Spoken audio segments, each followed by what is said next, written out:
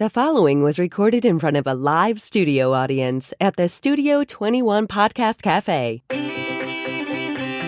Welcome to this episode of Pit Life BBQ. Gather round the pit with your hosts, Johnny Maggs and Greg the Barbecue Broker DiGiorgio. Let's talk barbecue. What's up, everybody? Coming to you live from the Studio 21 Podcast Café in Salem, New Hampshire. It's the Pit Life BBQ podcast where we talk everything barbecue and a lot of other topics that you normally talk around the pit. As always, I'm joined by the barbecue broker. Bueller. Uh-oh. Bueller. Anybody? Uh-oh. Broker. Hello. Broker. Wait. Oh, what was that? Look the other way. Hi. How'd you two get in my room? We're Magic. Magic. See. Well, Greg, as we all know from last week, is off today. He has a catering gig basically all week. So I was going to roll this solo until these two decided they wanted to jump in. So they better have some questions because I ain't paying for lack of work here. Oh, yeah. Or lack of audience. Oh, I got plenty of audience. Yeah, we've got mine. Make sure they don't go away. Okay. So what are you guys up to? Well, Who are you? I am Harley. and I am JJ. Holly and JJ. See. Obviously, my two kids. At least we think. We think. Maybe. No, they're mine. I don't know if they're your mothers or not, but they're definitely mine. You can't even make like they're the mailman jokes because you. I am the are mailman. This is. I mean, they. Oh, they're the mailman's kid. Yeah, no yeah, shit. yeah, really. Yeah. They don't get it. It's fine. So do you guys have questions? Yes. Oh, yeah, we're loaded. Can you with come up with questions? Yeah. What are we going to be talking about? I feel like barbecue. Barbecue might be a good topic. Yep. It's a good call. Okay. All right. Obviously, there are loads of information. Yeah, the energy is just. Whew. I know, huh? I don't know how Greg will compete when he comes. Jeez. Well, anyway, today's show is brought to you by Uncle Steve Shakes. Have you ever stopped and wondered why your neighbor has a line of people waiting to get into their backyard? Yes. Have you been wondering why your friends aren't coming over when you say you're cooking some barbecue? There's a simple answer to that. What? Simple answer to both those questions. Your neighbor is using Uncle Steve Shake and you are not, which means the one thing you better Get yourself. matter, girl. Now. Uncle Steve's Shake is handmade using only the finest ingredients, and it comes in 10 amazing flavors, including the competition line and the new Lucky Shake. You say we're up to like 12 There's now? 12. 12. 12. I gotta 10. update that. Gotta Fire update. me, Yeah, we geez. got the dessert shake and the Lucky Shake, which makes 12. Oh. If you eat it, Uncle Steve has a shake for it. If you have shake questions, Uncle Steve has fantastic customer service to talk you through any of your shake needs. It's time to take your backyard barbecue to the next level with Uncle Steve's Shake. Shake some on everything. Everything. Yes. Yeah. Yes. And we're also brought to you by Two Guys Smoke Shop and TwoGuysCigars.com. Whether we were barbecuing or not, we always keep the smoke rolling thanks to our friends at TwoGuysCigars.com. Today, we are smoking... We're family friendly today. family friendly today. We with got the kids on, But but if we nobody's were, smoking. we would be smoking the Magna. Padron Oh. Anniversary Series 1926 number 2. You like that? That's my favorite, in case anyone's looking for Christmas presents for yours truly to send. Thanks to our friends at TwoGuysCigars.com, we get to smoke some of the best cigars in the world, and so can you. Just visit TwoGuysCigars.com for your perfect barbecue companion. That's the number 2GuysCigars.com. And we are also brought to you by Backline Smokers. Ryan Newland out of Austin, Texas. Man, I'm telling you, Ryan is building some of the best pits, grills, multi-tools, anything. You should have seen what he just came up with last weekend. He sent me a picture. Yeah. Oh, it's crazy. Grill on one side, flat top on the other, spot in the middle where you can burn your coals off, doors on either end so you can shovel them in, clean them out easy, just because he needed to come up with something. I swear to God, now I need one of those too.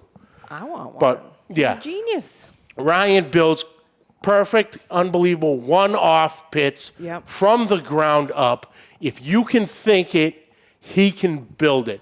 He takes every little detail of the conversations he has with you during the building process, and he incorporates them to make that particular pit yours. Not anybody else's, not mine, not Harley's, not Steve's. Nope. We'll get to Steve's. Not yours, Chrissy. Nope. Yours. That's it. The only one of it.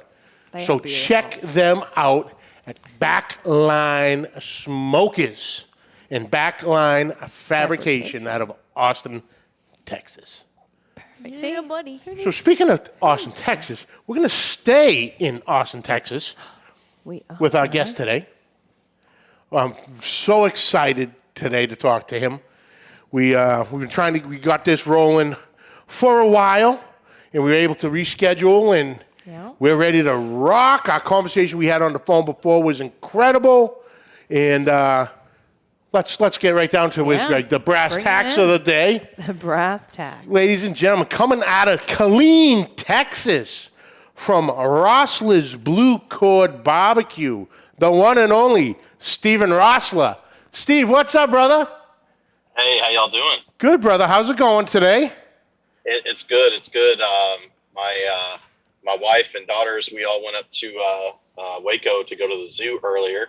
Oh, nice. So the kids are out of school, so it's been a good day. It's been a really good day. Perfect.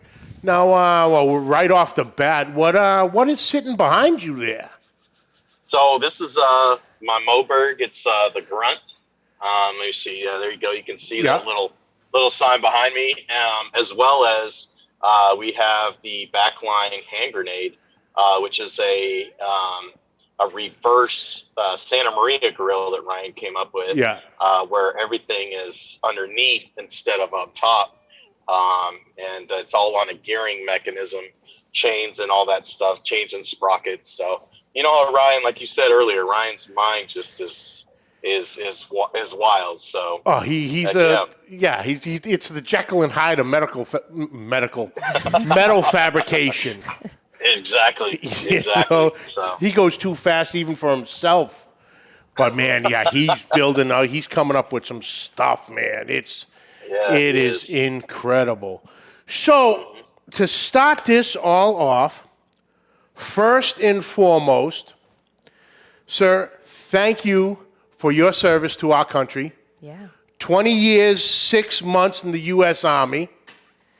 And hats off, salute, everything to you. You were willing to do it all for this country. And from me to you, thank you. Thank you. That means the world to me. So how we always started off is, who is Steven Rossler? What is Rossler's Blue Cord Barbecue? How did that start?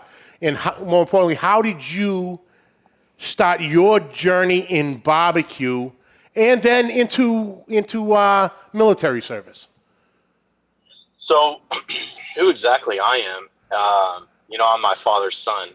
My dad, my mom and dad who adopted me, I was very blessed to take on my dad's name, which was Stephen Wayne Rossler. And so, obviously we had to reschedule because of his passing. And that's been kind of rough on me, because who I am is because of my dad. Like I took on all my dad's traits, though I was not even his blood son, and he taught me to never judge a book by its cover, meaning judge people by the color of their skin, by the language they speak, or just the difference in people. Because if you saw a picture of my parents and then you obviously see me, I'm of Hispanic descent, so I have no idea about my background. They said that I was a quarter Hispanic and 3/4 white. And I always tell my dad, I was like, I think they might have that backwards. It's pretty dark.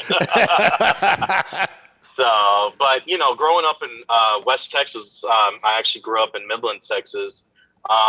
It's kind of stereotypical out there where you have it's predominantly the blue collar white people, Hispanics.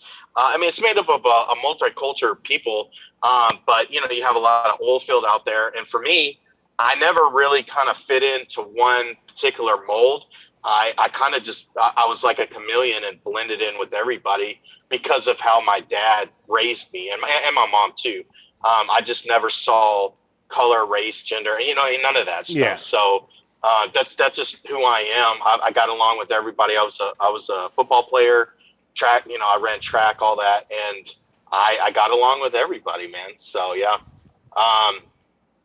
And basically leading into my military service, my whole life, school was cool, whatever, but it's when I graduated high school, I knew yes, I'm going to go to community college, but I already knew it wasn't going to work out. I knew, and I should have probably saved my parents some money and just joined the military right off the bat. So, but that's how it goes. But, yeah, I went to college, or I was enrolled in college for 2 semesters, and my parents got my grades or lack thereof and said, "Hey, you're off the gravy train. You better figure it out." So I joined the Army and never really looked back. So How did you get into barbecue?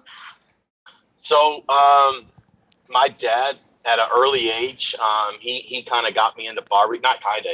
He got me into barbecue every Sunday. I know it's kind of a tradition, no matter where you come from. A lot of the time Sunday dinners are a blessing to most people. And for our family, it was always, we would smoke chicken. And we had one of those Brickman, basically it's a barrel smoker with the dome on top. Yep. And yeah, you know what I'm talking about. So yeah, like the Brinkman's version of the Weber Smoky Mountain there, the bullet smoker. Yeah, exactly.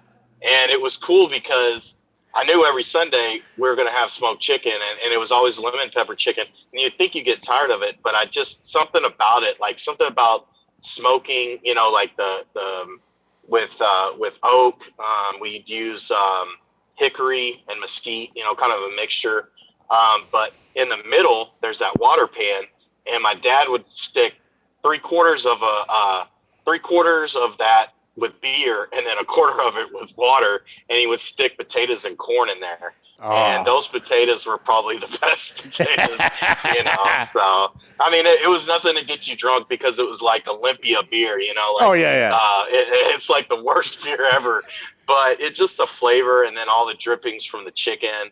But I just, as early age as I can remember, that's, my dad is what got me into barbecue. And I've always loved barbecue. I just love grilling. I love barbecue. I just love it all. So nice.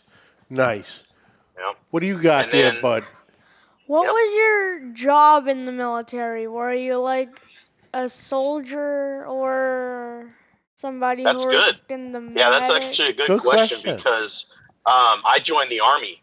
So when you join the Army, you're known as a soldier. And then, say if you're a Marine, if you join the Marines, you're a Marine.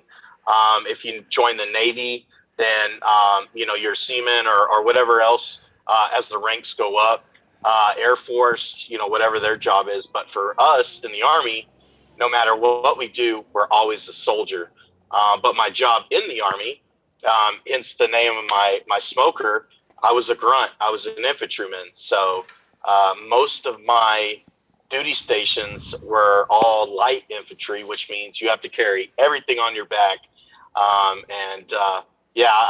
My feet and my body have a lot of miles on it. So that's a really good question. Nice. Oh, there you go. We got the salute. I like it. There you go. Attaboy, JJ.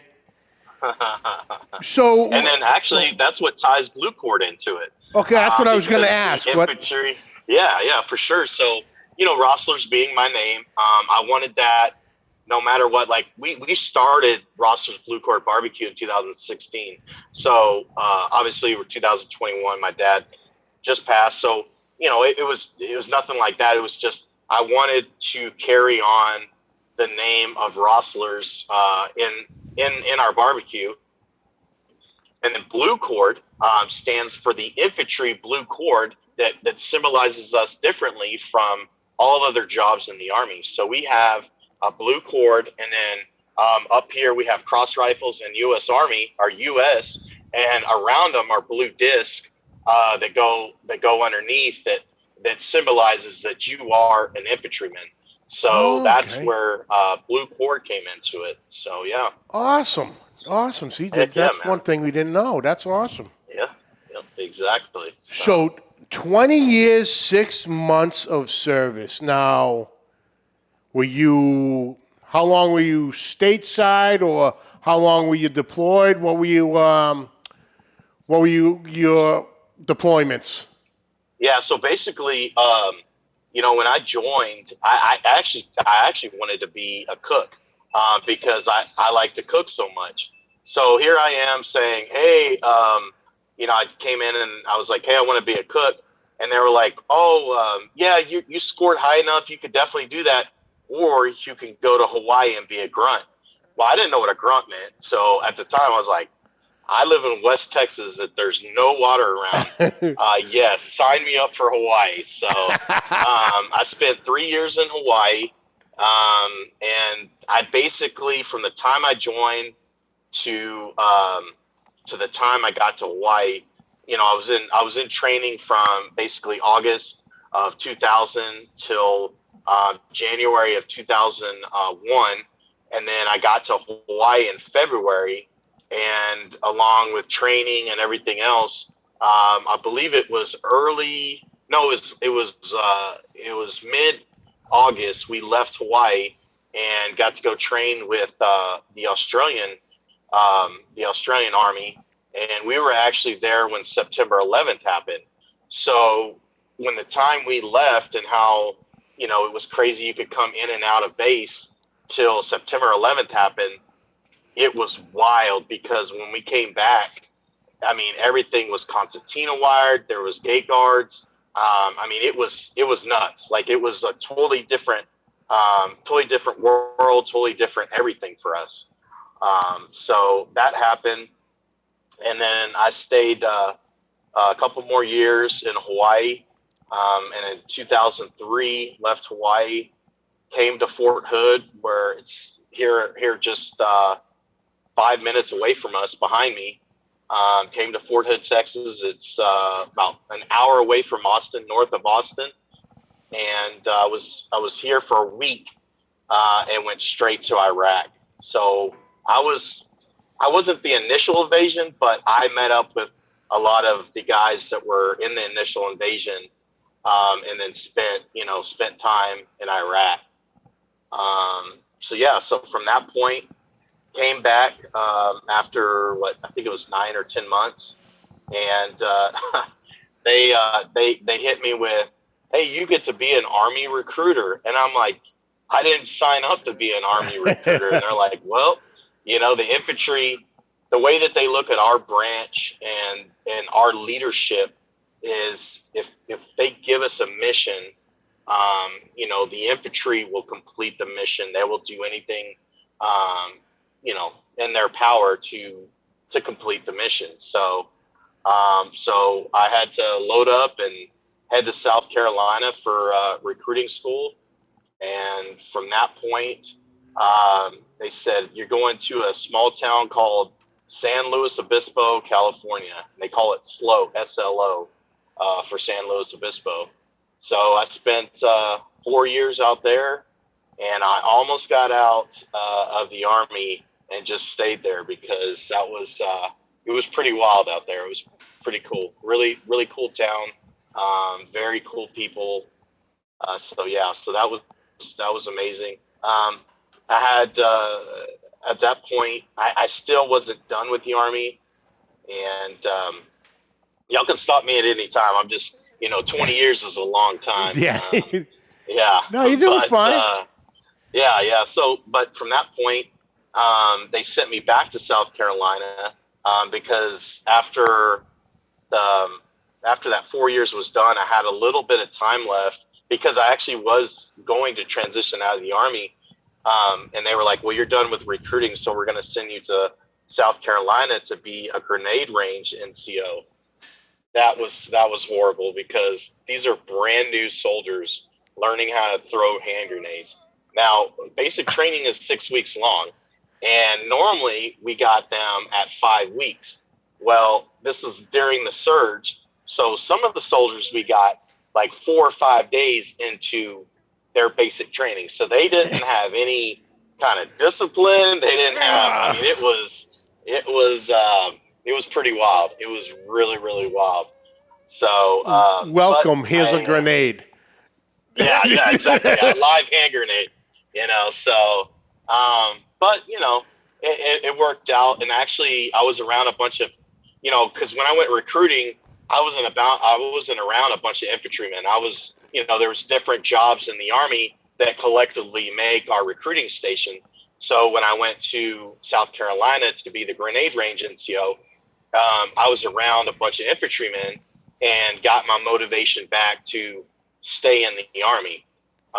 So from that point, I went to Fort Bliss there in El Paso, Texas, and spent 3.5, 4 years there.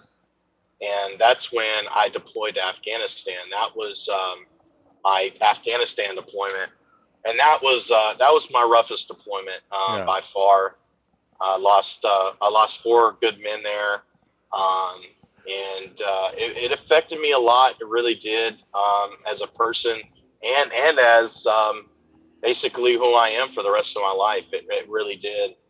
And then from that point, I got orders to be an instructor for a leadership school. So then came back to Fort Hood, and I was here instructing basically junior leaders to become, NCOs or what have you, which is like sergeants. I taught, we were teaching them how to become sergeants.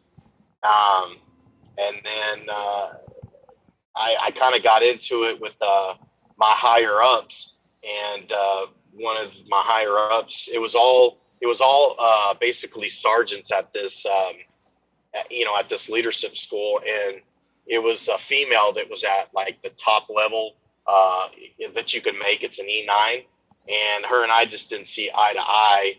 And she got me on orders for Fort Drum there in New York. And I called every officer that I ever knew, like most of my full bird colonels that were now generals, anybody and everybody I called to get me off of orders to Fort Drum, because I was like, I have 3 years left in the military. I'm not going to Fort Drum, New York. It's just like not doing it. So I got off of orders from there, and they said, go find a job on Fort Hood. And what that basically means is, if there's an infantry unit that will take you in, or if they have something lined up already, basically taking care of you, then, that's where you're going to go. Well, I had the Fort Hood Warrior Transition Unit already looking at me to come over and work with them. And so basically what that was is soldiers that were being, that were injured in combat, or had like cancer, or were injured like doing training, or whatever the case. They were cultivated into this unit where there was 3 companies. One company was an intake company. 2 companies were soldiers that basically were on Fort Hood, or like, from the Texas, Oklahoma, Arkansas, Louisiana background, but they may be like higher risk, or whatever the case may be, where they can't go back home, like they're National Guard or reservists, so they had to stay at Fort Hood. And then you had my company, which was the community care unit, and we basically, all of our soldiers lived, all across Texas, Oklahoma, Arkansas, and Louisiana, and basically had cancer. I mean, most of our soldiers were, 20, 21-year-olds, 20, 22, 23-year-olds that had some kind of disease that ultimately they passed from. So it was pretty rough. That was, I had a lot of different jobs throughout the Army, but my Afghanistan tour and my last 3 years in the Army was it was very challenging. So yeah. Now, once your career was over, or still during how do you put this? I don't want to say awarded isn't the right word. Well, presented with the Bronze Star with Valor. So that was basically December 3rd of 2011 when my platoon sergeant hit an IED. We were out on a route clearing mission there in Afghanistan, and where we were in Afghanistan, we were in WARDAC. So if you heard in 2011, I believe it was August September timeframe when the Navy SEALs were shot down. Yeah, that was RAO, was that area, and we fought daily. So we were in a route clearance, basically clearing a route that went from our COP, or our small operating base, to Ghazni, the gates of Ghazni, and basically that was like the biggest town just south of us that we were clearing. And so normal day, laughing, joking, had detected a couple IEDs, took them out.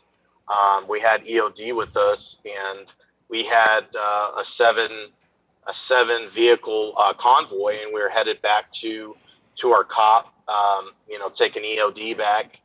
And I was in the lead truck, and we had, obviously all the other trucks. Well, the last truck was my platoon sergeant's truck. And for whatever reason, the guy, the trigger man, he fell asleep or whatever the heck happened. But I guess it just wasn't my time. I think they were trying to hit me first. So basically, they would cause a pile up, and then they were going to ambush us. And for whatever reason, it just wasn't my time, wasn't everybody else's time until it was the last truck. And so that happened. Truck, flipped over basically on its side, and was in a bad way because the front passenger tire, that's the truck commander. The truck commander always sat in the front passenger seat. He's the one that tells the driver what to do, the gunner, and everyone else in the back. And so it was actually on the driver's side, but the tire was on the passenger side was burning. And so we were able to flip the vehicle over once we were able to evacuate three people, three soldiers. One was the vehicle's gunner, which was my soldier, the interpreter, the medic, specialist, Doc Acosta. He was our medic. He was paralyzed from the neck down, and my soldier, who was the acting gunner for that truck, he had a very low pulse. So here is a burning vehicle. We're trying to get everybody out,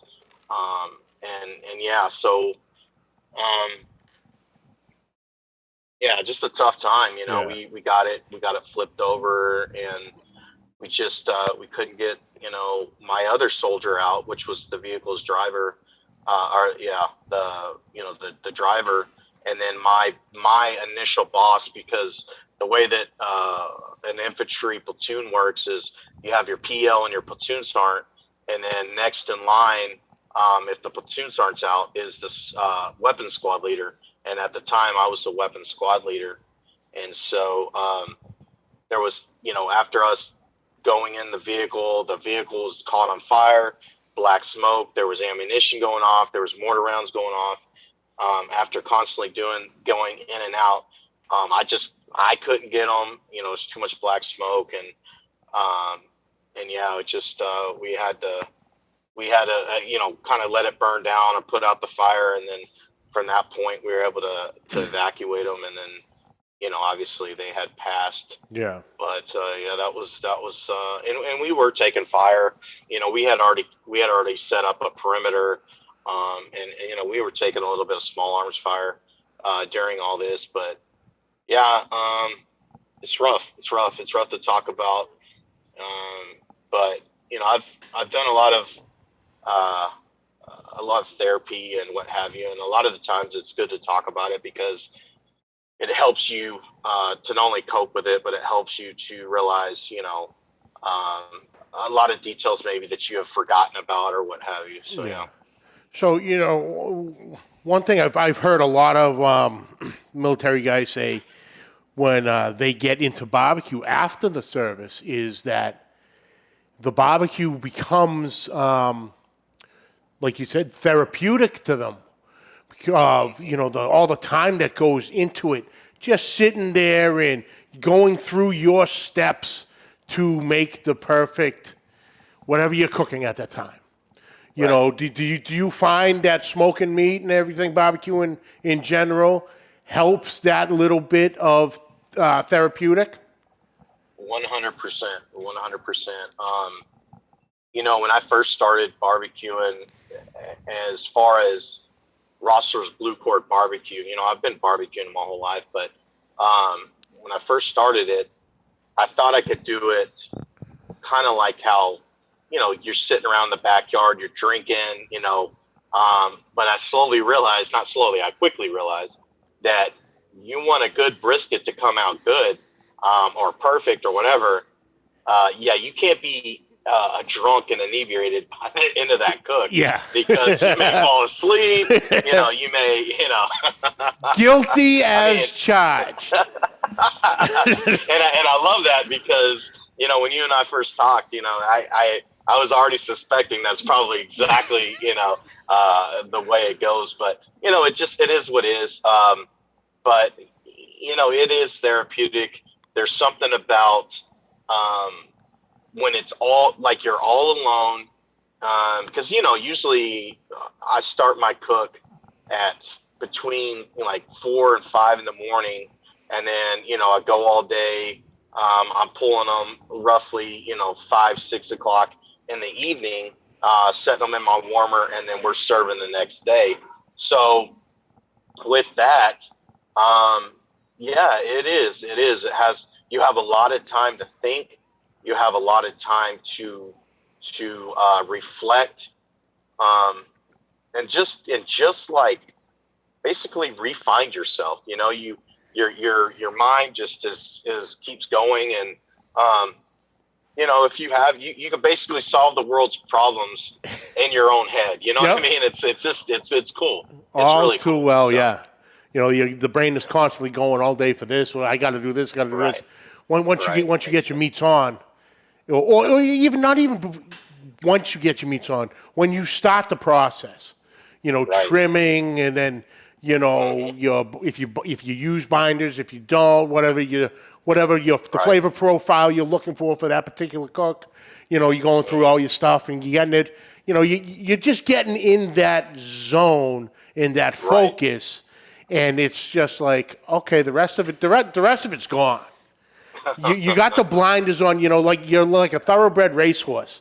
You got the blinders on either side, and that all you can see is what the task you got in front of you. And like I said, that goes all night long. I make notes. Okay, I spritzed at 11:17 p.m. Okay, so I'll go 45 minutes. I'll check it, or an hour, but yeah, but like you said, you do a ton of thinking. You just get in there and you find yourself just calm from the whole process. Now, one thing you had said before, so I'm assuming once you joined the military, the barbecue kind of stopped, right? It did. We, when I was in Hawaii, I bought a little Weber, like the little, baby Weber. And of course, most of the time I was cooking, we're at the beach or we're at a buddy's house or park or whatever, and usually we just leave it there and then buy something, buy another one later on. But yeah, I mean, it came and gone. It came and went. But as far as the constant every day, didn't get to a whole lot just because, it's whether it be deployments or rotations or field rotations, it was crazy, but definitely the different places I went to, I got to try a lot of good and bad barbecue. Nice. So do you get, like I said, when we had first talked, you were telling me about building pits here and there, and right. Was it the old oil drum, slicing them in half and sharpen So, cart them for the surface? So basically what happened, in fact, I just talked to him the other day. My company commander, he's the commander that's in charge of all of us. It can vary between how many people you normally have in a company, but you're looking at 150-ish or so, maybe less, maybe more. But he said there was no one else that could have taken that platoon after y'all lost your guys. There's no one else that could have kept that platoon together, and that always stuck with me because when our guys did get they did die, I made it a point that I said, we're not going to let this basically disband any of us. We're going to come together and be stronger. This is going to be something. So basically what I did is every platoon had their own little sectioned off point. And then we had barricades around the whole base that we're at. I mean, it's like a little base. It's not like a fob that you hear about where there's, movie theaters and all this and that, like candy and Cokes and stuff. No, there was none of that there. But for us, we already had a layer around where we were at of what are those called? Hescos. And basically you fill them up with dirt and they have it's not cardboard, but it's almost like a canvas material and then it's got the cow paneling and it keeps the dirt in there. So it's a protective layer to keep you from bullets or whatever. So I had the Afghanistan workers that we had, I had them stack another layer on top. So I made our own little, you could call it a fortress. And so I did that. I had this awesome gazebo thing made. It was these people were coming. There was a unit. They were engineers that came in and they needed. They were starting to patch up all of these IED holes with concrete. Well, they were like, "Hey, we need to lay some concrete down to see if it's mixed right." And I was like, "You know what? I have just the place for that." And so me and a couple of buddies, we framed out because I did, I did some stuff in high school where I framed stuff for concrete and all that. And we framed out this little pad and they came in and laid the concrete and then they left this big hole in the middle. We framed it off where it was a big square where we could build a fire in the middle of it. So did that. And then I told our guys, go down to this other area on base. They have a grill down there. Take it. Don't say nothing. Don't Black Ops type mission. Go take this grill. And so my guys took both of the grills when I told them only to take one. But, all is fair in love and war, So we got those. And then basically we found out what the cooks liked that worked. I mean, because where we were at, we were only, 20 yards away from where our DFAC was, which was a tent, this big tent. And then wherever they cooked the food at was this, like, it's called an MKT, but basically it's a kitchen on wheels. And so we would talk with them and say, hey, we know you like cigarettes. We know you like this, this, and this. We'll get this for you. Hold on one second. Hopefully I'm back with you. Yeah, we're okay, back. Here you go. We're good. Sorry. Yeah, sorry. Somebody was trying to call me. So that all happened. We found out what kind of, whatever kind of contraband they wanted, we would find it or get it to them. And all of a sudden, we were getting Coke, Dr. Pepper. We were getting steaks. We were getting lobster. All this stuff that they had in these freezers and these Connexes that were like, why are you not cooking any of this stuff? They're like, we really, we didn't know if you guys would really like. We're like, dude, we're a bunch of grunts. Of course, everyone on the base would love this stuff. We're like, what are you doing? Where they're like, just don't say anything to anybody. And we're like, all right, cool. All right, fair enough. And so we had two guys, I kid you not, two guys that were classically trained chefs that were infantrymen. I mean, these guys, like they could do anything with food, and they decided to join the army and be a grunt. You're like, dude, what are you doing? So a lot of the time they would say, hey, Sergeant, I know you can only have a certain amount of people go out on mission.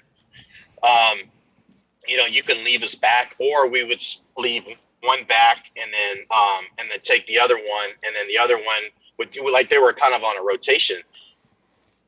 And so we had no BS spaghetti sauce made with because we'd get produce down at the market. I mean, obviously it wasn't, USDA approved or anything like that, but hey, it worked. But they were cutting, I mean, it was like we were in prison or something. They were cutting, garlic with razor blades. I mean, it was like awesome, man. I mean, it was so cool. Oh, that's awesome. We had lobster, steak, burgers. I mean, and ultimately what ended up happening is we were all so close. Yeah. It kind of dwindles down when you leave a deployment, because everybody now has to deal with everything that happened on the deployment. But at the same time, it is what it is. So, but during that deployment, I didn't let anybody else, we all were glue. We were family. Nice. JJ, you got a question? Yes. What are some of your best things to cook? So, I am very partial with our brisket. It's taking, my dad and I, we really didn't cook a whole lot of brisket. But throughout the years, not so much Aaron Franklin's book or any of that, but just a lot of the different people that I've been around. Where Brett from Brett's Backyard Barbecue, Phil Helberg, Russell Regal, John Brotherton, 1775, Brad and all them.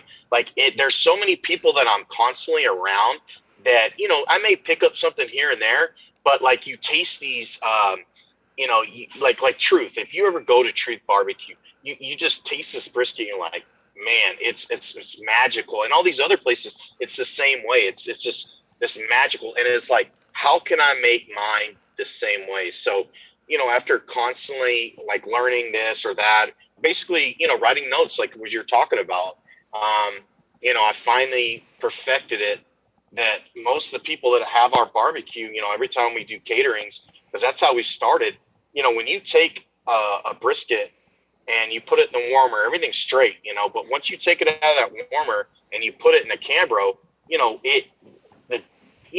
the dynamic of that brisket changes. You know what I mean? It's not at a constant temperature. The temperature may go up a little bit. It may go down a little bit depending on, what the temperature is outside. So that's one thing. But Ryan and I and my daughters, we were messing around with some seasonings one time, and they're all from Fiesta seasoning there in San Antonio. And we call it fairy dust. And it's a really cool seasoning that we came up with. And it goes well on a lot of different things. It goes really well on prime rib, and it goes really well on pork. And so we put it on our pork tomahawks that we do. And I tell you what, I will put a pork tomahawk that I make up against anyone. I mean, it's phenomenal. Phenomenal. So, yeah. Nice. So those are two things steaks. I really like to cook a steak. I like to cook it in a frying pan. I like to cook it on caveman style. I like to, there's so many different ways. I like to do them all. I just, but those are, I would say, the three things I enjoy cooking. Awesome, Steve. I think we got one more for you. For your catering, are you set up every week? So, catering-wise, we are pretty busy weekly, and then we have pop-ups, and I guess they're not going to be called pop-ups anymore. Every Thursday and Friday, we set up in front of a liquor store called Specs, very big in Texas. I think that's the only place that they are is in Texas, but it's here in Killeen, and we set up outside of Specs and sell barbecue every Thursdays and Fridays. So lots of really cool stuff that we do catering wise throughout the week, and then Thursday and Friday we're in front of people and selling plates. Awesome. Awesome, brother. So if anyone is, obviously if anybody's in the Texas area, of course the hell am I talking about? What are your social media so everyone can find you to find out some of the other possible events you might have going on other than with Specs?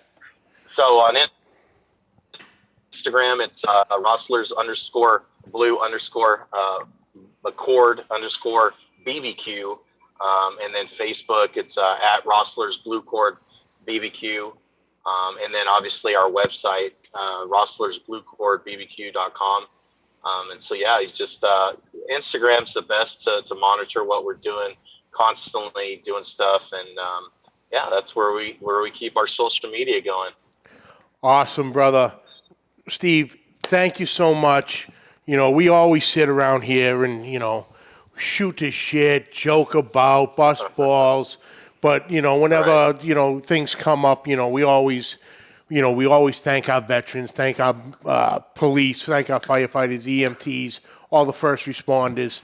And, we always say, it's the guys like you who allow us to do, the fuckery we do. Yeah. You put it on the line to keep our freedom too, so we can fire up the grill every weekend or set up our own little pop-up or, do a barbecue talk show. So, my hat's off to you, sir. Thank you so much. Thank you for coming on and sharing, your military story. We hear a lot of different things, but we never really hear the full story of, anybody's, career and the stuff they've been through in the military. So, thank you so much, brother. I appreciate this. Thank you all for having me on. It is therapeutic talking about it as well. So, yeah, thank y'all. All right, brother. Hang on 1 second. We're just going to roll this out, and we'll jump back in with you for just a second after. Awesome, Chrissy. All right. Your co-hosts. Yeah, not bad, huh? Good questioning. Yeah, you guys are pros. They're all right. I don't know if we need Greg back. Yeah, we'll see. We'll flip a coin. We'll flip a coin. What do we got going on next week? Next week, we have Al Infante of Magna Chef Gloves. If you guys need some barbecue gloves to, move your meats around, go right into your hot coals, you need these Magna Chef gloves. Al's a firefighter in Miami. Oh, so he knows. He knows what the hell he's playing right. with. He plays with fire on an everyday basis. So these gloves are legit. They were down with the boys down at the Royal, and they, showing the gloves off and selling them left and right. And he literally had this, bowling ball of lit lump charcoal in his hand, and he was just sitting there with it, talking to everybody. Not even flinching. His hand was getting warm, but it wasn't getting burnt. Awesome. So we'll have Al on next week to talk about those. Perfect. So tune in for that. That's it for this week, folks. We'd like to thank you all for joining us. Catch the audio wherever podcasts are found. Catch the video on Facebook and YouTube. On YouTube, hit that subscribe button and notification bell. You have all our episodes right there at your fingertips. At social media, find us at all the links down below. Questions and comments, send them to the Pit Life BBQ Podcast at gmail.com. And like always, subscribe, like, rate, and review. Hit that share button. You two did pretty good. Yeah. Woo! Good job. We might have to have you on again. Maybe. You never I know. feel like it. I might be able to take a couple days off here and there. Maybe. We'll see. Well, they got to pass the test first. Maybe. What's the outro line? Do they know? Oh, yeah. Oh. Till next week. Keep the smoke smoke rolling. The views and opinions expressed by the hosts, guests, or callers of this program do not necessarily reflect the opinions of the Studio 21 Podcast Café, the United Podcast Network, its partners, or affiliates.